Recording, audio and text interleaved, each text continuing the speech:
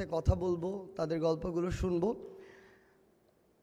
তো যখন মনে হলো যে এরকম একটা সুযোগ এসেছে, এরকম বেশ কয়েকটা প্রোগ্রাম স্কিপ করেই আসলে এখানে আসা, কারণ আমাকে জানানো হয়েছে আজকে, তাও আবার বেশিক্ষণ আগে না, বাট এটাই হচ্ছে ভিতর থেকে আমার মনে হয় ফিল করা বা প্রায়োরিটির জায়গা।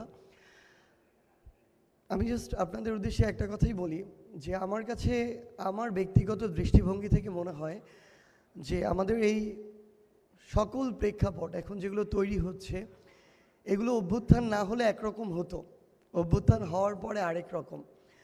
সো এই অভ্যুত্থানের আমার কাছে 3টা পর্ব বা 3টা অধ্যায়, শুরু থেকে ওই 17 জুলাই পর্যন্ত, যেদিন আমাদেরকে হল থেকে বের করে দেওয়া হলো, 18 জুলাই এটা থেকে 2 আগস্ট পর্যন্ত, এবং 3, 4, 5 আগস্ট, 3টা আলাদা আলাদা অধ্যায় আছে।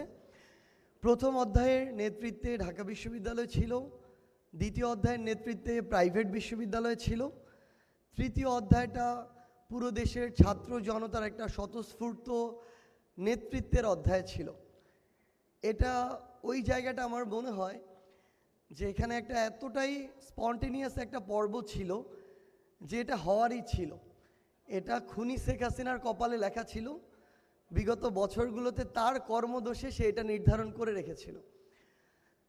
সো এই যে দ্বিতীয় অধ্যায়ের নেতৃত্বে এবং কম্পারেটিভলি বাংলাদেশে বিভিন্ন ধরনের ইউনিভার্সিটি লেভেলের যারা স্টুডেন্ট, তাদের যদি আমরা একটা গ্রাফ দেখি, রক্ত দেয়া জীবন দেয়া, এই 2 জায়গাতেই আমার প্রাইভেট বিশ্ববিদ্যালয়ের যারা সহযোদ্ধা, তাদের ত্যাগটা সবচেয়ে বেশি। তো সেই কৃতজ্ঞতা স্বীকার করতে এখানে আসা। তবে আমি আমার জায়গা থেকে মনে করি যে পুরো বাংলাদেশের ইতিহাস আপনাদের এই ত্যাগের জন্য আপনাদের প্রতি সারা আজীবন কৃতজ্ঞ থাকবে। এবং আমরা আপনাদের কাছে শুধু একটা জিনিসই বলি যে আমাদের অনেক সীমাবদ্ধতা আছে। আমরা আমাদের জায়গা থেকে ব্যাপারটা এখন এমন হয়েছে যে আমরা চাই আপনাদের সাথে কমিউনিকেশন করতে, আবার আপনারা ভাবেন যে ওনাদের সাথে কীভাবে কমিউনিকেশন করা যাবে। সো আমরা এই ব্রিজটা দ্রুত ক্রিয়েট করে আমরা একসাথে কাজ করতে চাই। এবং এখানে শুধু 24টা ইউনিভার্সিটি নয়, এই অভ্যুত্থানে যেই ইউনিভার্সিটি থেকেই আমাদের কোনো একজন সহযোদ্ধা ছিলেন, ওই প্রত্যেকটা ক্যাম্পাসে গিয়ে আর কিছু না হোক আমরা একসাথে একটু চা খেতে চাই। আর আপনাদেরকে আমাদের জায়গা থেকে শুধু একটা কথাই বলা, একটু আগে তরিকুল একটা কথা বলে গিয়েছে যে এই অভ্যুত্থানে আপনাদের যে স্বতঃস্ফূর্ত অংশগ্রহণ, এটা এর আগে সেভাবে দেখা যায়নি। আমি এটাতে দ্বিমত পোষণ করি। আমি আমার জায়গা থেকে মনে করি যে ওই ভ্যাট বিরোধী যে একটা আন্দোলন ছিল, 18 কোটা সংস্কার আন্দোলন, নিরাপদ সড়ক আন্দোলন, এই প্রত্যেকটা জায়গায় আপনাদের একটা সক্রিয় অংশগ্রহণ ছিল, সময়ের একটা ডিমান্ড ছিল। কোনো ডিমান্ড কম ছিল, কোনোটা বেশি, কিন্তু যেখানে প্রয়োজন সেখানে কতটা আপনার স্যাক্রিফাইস করতে রেডি, সেটা আপনারা এই 24-এ দেখিয়ে দিয়েছেন। এবং আমি আপনাদেরকে আরেকটা জিনিস অনুরোধ করি, অনুরোধটা এই কারণেই করি, প্রত্যক্ষ এবং পরোক্ষভাবে এই সিস্টেমটা দেখতে পাচ্ছি। আমার জায়গা থেকে মনে হয় আপনাদের আমাদের এই সিস্টেম গড়ায় একটা সক্রিয় অংশগ্রহণ প্রয়োজন। এটা যে সবাই অংশগ্রহণ করবে যেমনভাবে আন্দোলনে করেছিল তেমনটা প্রয়োজন নেই, বাট একটা অংশের অংশগ্রহণ করা প্রয়োজন। মানে আমরা স্বাধীনতাটা অর্জন করেছি, একটা স্টেপ, বাট স্বাধীনতা এখন রক্ষা করাটা ইম্পর্ট্যান্ট। তো এই জায়গায় হয় একটা অংশের সচেতনভাবে অংশগ্রহণ করা, অথবা আরেকটা অংশের রাজনৈতিকভাবে সচেতন হওয়াটা খুব ইম্পর্ট্যান্ট। আদারওয়াইজ আপনারা এই যে বিশাল একটা অংশ যদি ছেড়ে দেন, তাহলে আলটিমেটলি আমার কাছে এটা মনে হয় যে খুব অল্প সময়ের মধ্যে এটা আবার ওই যে কিছু ক্ষমতা পিপাসু, লোভী, স্বার্থপর, ধান্দাবাজ, এই অংশটার গ্রিপটা আবার নিয়ে নিবে।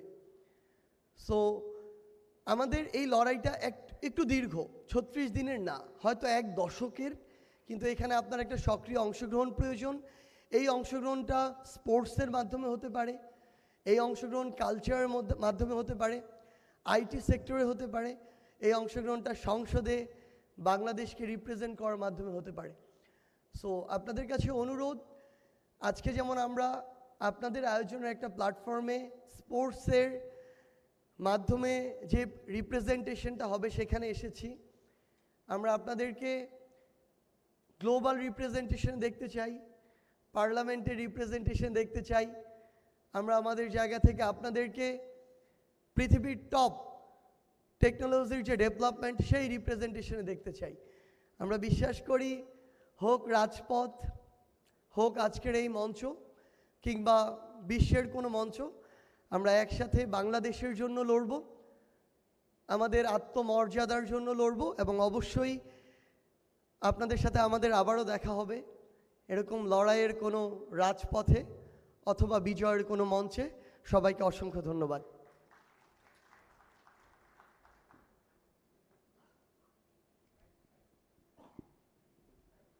Thank you, sir, for your valuable speech.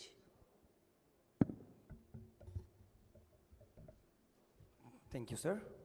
Now, I would like to request our another guest, Mohammad Rifat Rashid, Coordinator, Students Against Discrimination, to come on stage and share his views about University Champions Trophy 2025. I would like to request Rifat Rashid, Coordinator, Students Against Discrimination, to come on stage and share his views.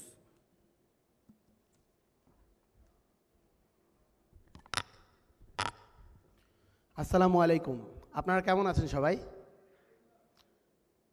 এইখানের ভিতরে আমরা দেখেছি জুলাই গণ অভ্যুত্থান পরবর্তী সময়ে আমাদের বাংলাদেশ কিন্তু একটি রক্তক্ষয়ী যে অভ্যুত্থানের পরবর্তী মধ্য দিয়ে গিয়েছে, এর পরবর্তী সময়টা আসলে অনেক অস্থির ছিল। আমরা দেখেছি শিক্ষার্থীরা রাজপথ দখল করে রেখেছে, শিক্ষা প্রতিষ্ঠানগুলোর ভেতরে অনেক হ্যাসেল গিয়েছে। আমরা আসলে মাঠ থেকে দূরে সরে গিয়েছিলাম, খেলার মাঠ আসলে রাজপথের মাঠে আসলে আমরা বেশি তৎপর ছিলাম। আমাদের শিক্ষার্থীরা অনেক দিন থেকেই আমরা চেষ্টা করছিলাম যে একটি টুর্নামেন্ট যাতে হলো গিয়ে আবার চালু হয়, এটা আমরা প্রাইভেট ইউনিভার্সিটি, পাবলিক ইউনিভার্সিটি শিক্ষার্থীরা যাতে আবার মাঠে ফেরে, স্পোর্টসে ফেরে, এদিক থেকে আমরা এই চেষ্টাটা করছিলাম। আমরা সবার সাথে কথা বলছিলাম। সো অবশেষে হলো গিয়ে প্রাইভেট বিশ্ববিদ্যালয়গুলোকে নিয়ে, সকলকে নিয়ে একটি আসলে টুর্নামেন্ট হচ্ছে। আমরা মনে করি যে এটা একটি অসাধারণ উদ্যোগ আসলে, আর এইটাকে ধরে রাখতে হবে। এটা যে শুধুমাত্র আজকে একটি টুর্নামেন্ট দিয়ে শেষ হয়ে যাবে বা এই কয়েক বছর হচ্ছে তা না, বা একটা শুধুমাত্র ক্রিকেট বা ফুটবল টুর্নামেন্ট দিয়ে এটা শেষ হবে তা না। প্রত্যেকটা স্পোর্টস টুর্নামেন্ট ইন্ডিভিজুয়ালি এটাকে অ্যারেঞ্জ করতে হবে এবং সবাইকে কানেক্ট থাকতে হবে।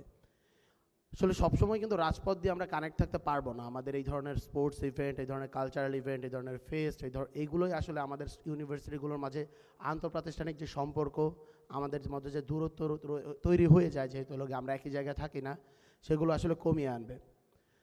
আমরা বলতে চাই স্টুডেন্টদেরকে আসলে ঐক্যবদ্ধ থাকতে হবে, যে কথাগুলো আমরা সবসময় বলতেছি। স্টুডেন্টদের একটি রাজনৈতিক শক্তি আকারে আবির্ভূত হতে হবে এবং স্টুডেন্টদেরকে সবসময় নিজেদের যে পলিটিক্যাল অ্যাম্বিশনস সেটাকে ধরে রাখতে হবে। স্পোর্টস শুধুমাত্র আসলে খেলা বা বিনোদনের জায়গা না, স্পোর্টস একটা ইউনিটি তৈরি করে। স্পোর্টস আমাদেরকে লিডারশিপ শেখায়। স্পোর্টস আমাদেরকে শেখায় যে কীভাবে একটা গ্রুপ আকারে চলতে হয়, কীভাবে ইউনিটি থাকতে হয়। হারা এবং জেতা, এই মানসিকতাটা আসলে তৈরি করে স্পোর্টস। হারলে কীভাবে কামব্যাক করতে হবে এবং জিতলে সেটাকে কীভাবে সেলিব্রেট করতে হবে, স্পোর্টস আসলে এর বিকল্প আসলে কোনো কিছু দেখায় না।